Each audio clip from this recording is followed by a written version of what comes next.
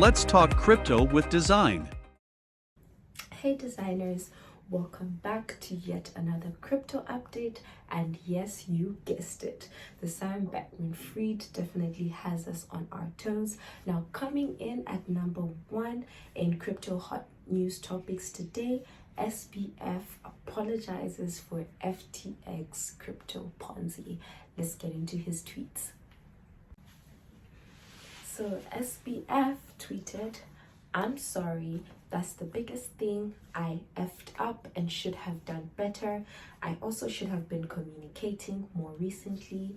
Transparently, my hands were tied during the duration of the possible Binance deal. I wasn't particularly allowed to say much publicly, but of course, it's on me that we ended up here in the first place."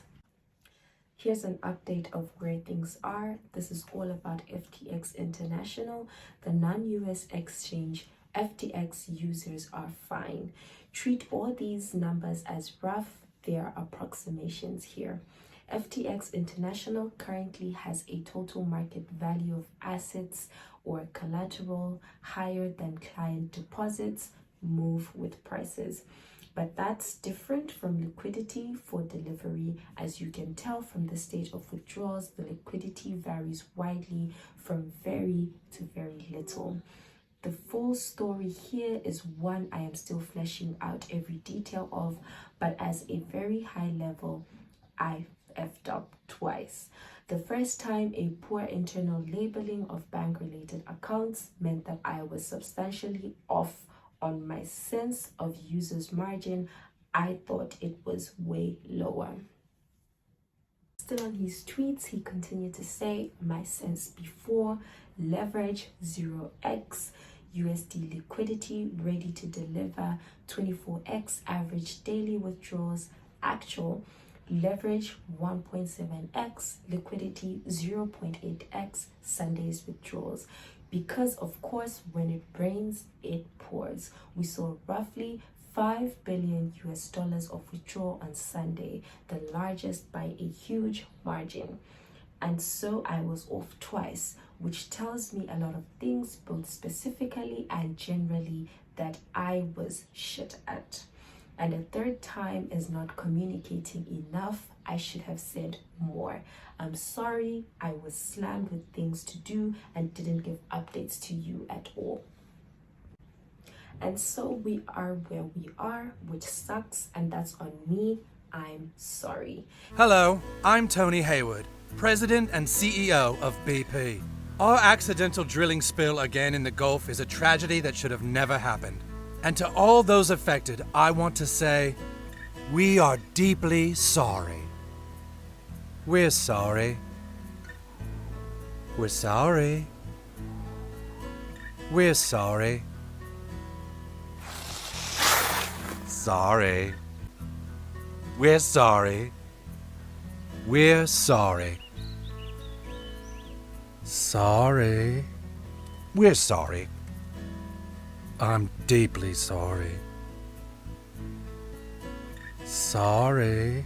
Anyway, right now my number 1 priority by far is doing right by users, and I'm going to do everything I can to do that, to take responsibility and do what I can.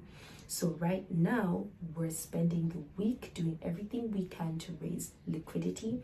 I can't make any promises about that, but I'm going to try and give anything I have to make it work. There are a number of players who we are in talks with, LOIs, term sheets, etc. We'll see how that ends up. Every penny of that and of existing collateral will go straight to users unless or until we've done right by them. After that, investors old and new and employees who have fought for what's right for their career and who weren't responsible for any of the F-ups.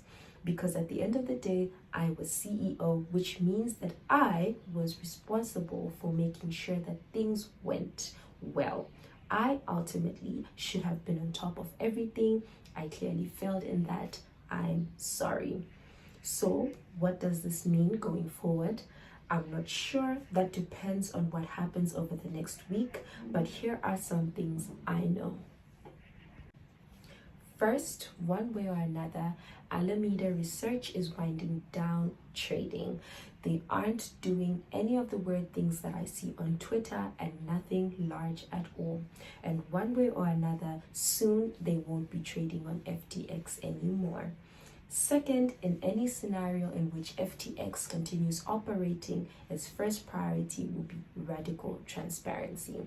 Transparency, it probably always should have been giving as close to on-chain transparency as it can, so that people know exactly what is happening on it. All of the stakeholders would have a hard look at FTX governance. I will not be around if I am not wanted. All of the stakeholders, investors, regulators, users will have a large part to play in how it will be run. Solely trust. But all of that isn't what matters right now. What matters right now is trying to do right by customers. That's it.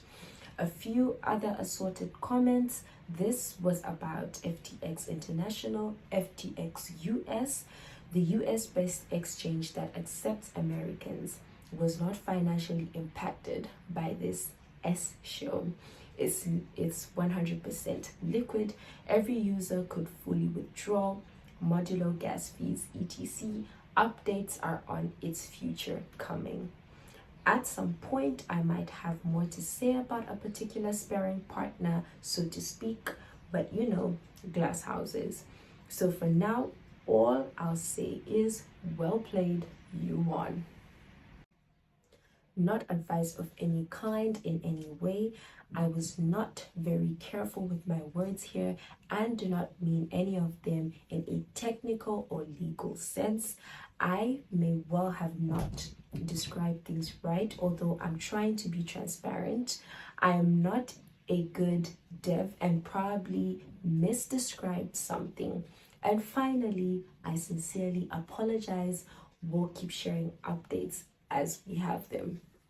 So those were some of SBF's tweets, and now Binance also fired its final shot when it posted this on its official Twitter page yesterday.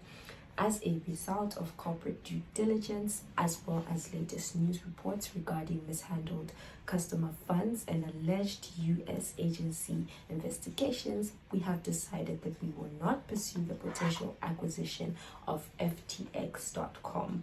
Now, it looks like this was CZ's master plan all along, judging from all the information that we have been given from the beginning of the feud till date.